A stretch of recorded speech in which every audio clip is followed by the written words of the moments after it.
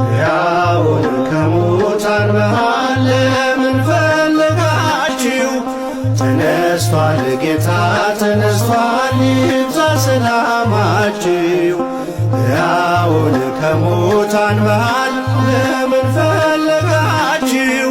ተነስቷል ጌታ ተነስቷል፣ ሰላም ለሁላችሁ።